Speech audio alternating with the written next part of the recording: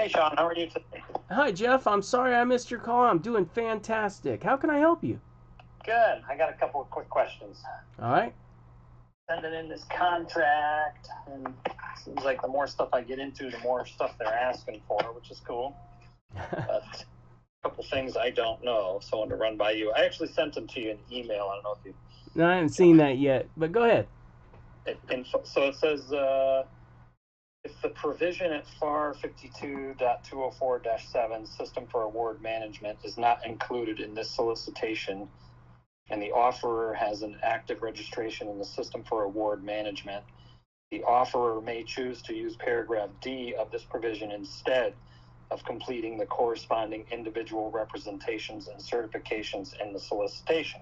Allow me to give you a history as to why that's there and how fantastic it is.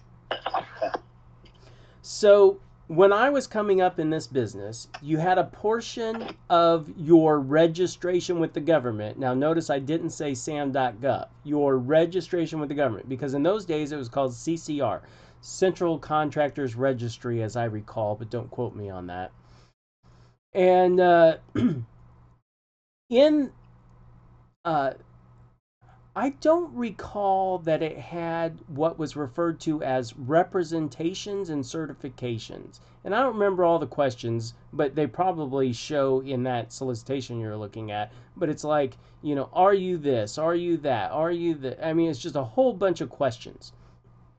And you had to answer them, and you had to have it right every single time under penalty of perjury, lying to the federal government, and all that kind of shit. And so every single bid that you turned in, you had to fill out and answer those questions.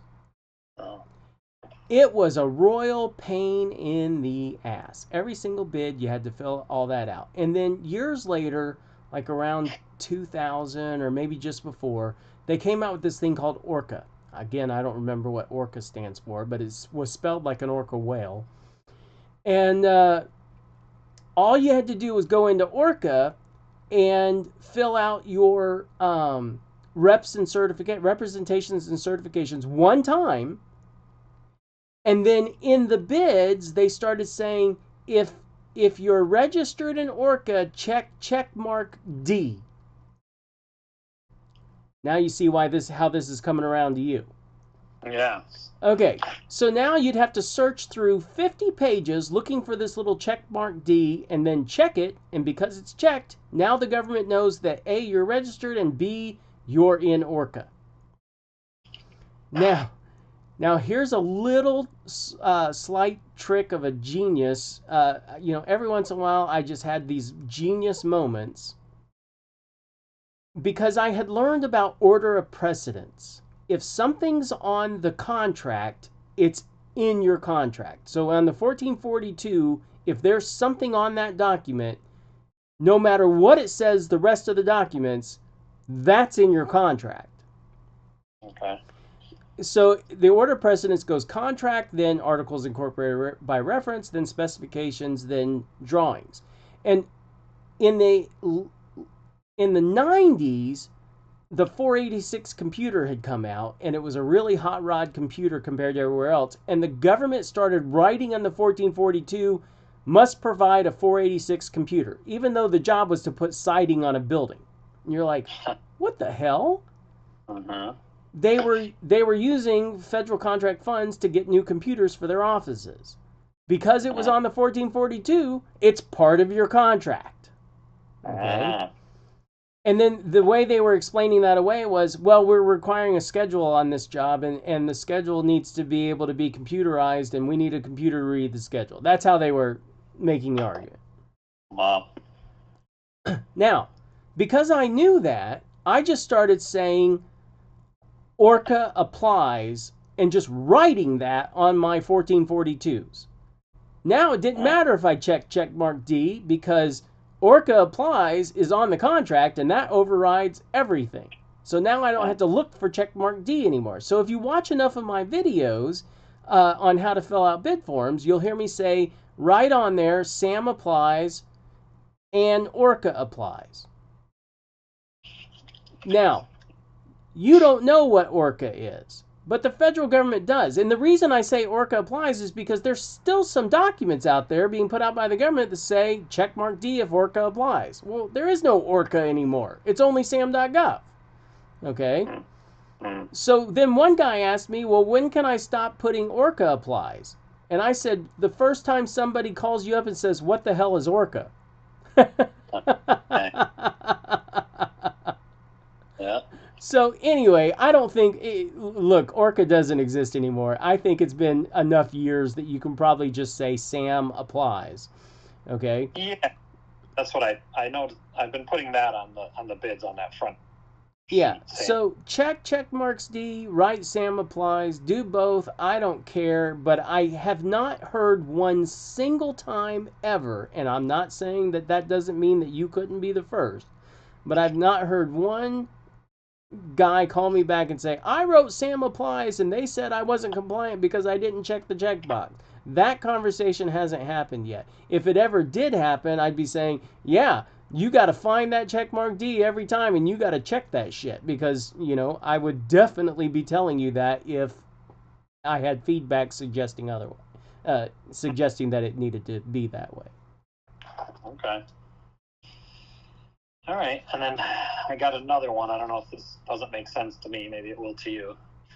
The following representations or certificates in SAM are applicable to this. Complete. Well, I don't know. That doesn't make sense. Complete and applicable to the solicitation, including the business size standard applicable to NAICS code reference for the solicitation. As of the date of this offer, and are incorporated in this offer by reference CFAR 4-1201, except for the changes identified below. Offeror to insert changes, identifying change by clause number, title, date. These amended representations and or certifications are also incorporated in this offer and are current, accurate, and complete as of the date of this offer. And then it says FAR clause number, title, date change, and he highlighted it and he left something underneath that. I don't know what to put there. Yeah, you can ignore that because you didn't amend any of your representations and certifications. So I'm imagining that the paragraph you're referring to is after the paragraph asking you to check marks D. Is that correct? Yes, it is correct. Yes. Yeah, so okay. You didn't amend anything, leave it blank. Okay, so I'm just kind of hammering these out, man. I'm trying. I'm not giving up on this ever. So good, because I'll just tell you, the moment you quit, the chances of you winning one is 0. No, I'm never quitting. I'm gonna make this work. I am committed to this, but you know, I'm just gonna keep at it. But yeah, I was just talking to another guy a minute ago. This guy got in this a year and a half ago. A preacher guy, Joe Patak. He called me up one night after about only being in the program for like 3 weeks, and he said, man, this has to work. And I said, Joe, just keep turning in bids. And about a week later, he got one. And then about 3 weeks later, he got a second one. And then I don't hear from him, but I see his awards, you know, because we track our clients. And I just, this morning, I got an email in our system saying he got a $500,000 contract. And I'm just like, yeah, oh. Joe. I know. Well, I was just talking with my wife about it, and I was saying it's funny because I really read all this stuff, and I'm digging into it, and there's one I'm looking at, and they posted the questions that people were asking, and I'm like, man, I'm competing against some dumbass people. Like, I don't know. This stuff it's in there if you just know how to read. Yes. And I'm like, you know, at some point we're going to have to, like, maybe start bidding on stuff that's a little more, you know, elaborate than, like, this, you know, kind of stupid fencing, small stuff that I'm going after. But, you know, my bonding limit is, I got approved for 150, so, you know, we got to stay in that range, I guess, for now, until we can improve that. But, yep.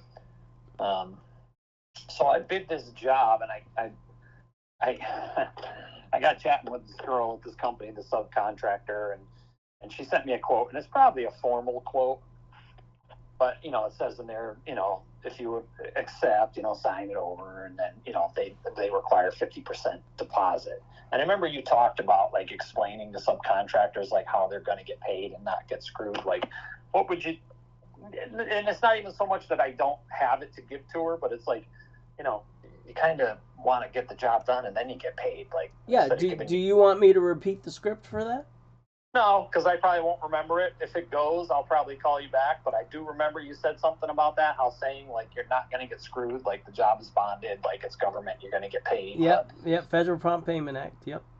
Yeah, so, like, you know, like I said, I put a lot of time into these quotes, but at some point it's like, you know, you got to just, like you said, you got to just keep firing numbers and move on. But then, you know, if one goes through, you kind of got to have your ducks in the row because you don't have a lot of time to play around to answer. Yeah, I always say that's the most busy that you are. If you get the phone call, the next 24 to 48 hours, that's where you make your money in this business. Yeah. So, yeah, just trying to figure it out, you know. Like I said, I'm bidding them and, you know, prices are all over. And, you know, we don't want to do it for cheap. You don't want to go in too crazy high either because I feel like there's a lot of competition in this space now, but like anything else. But, you know, just got to keep at it. So, those were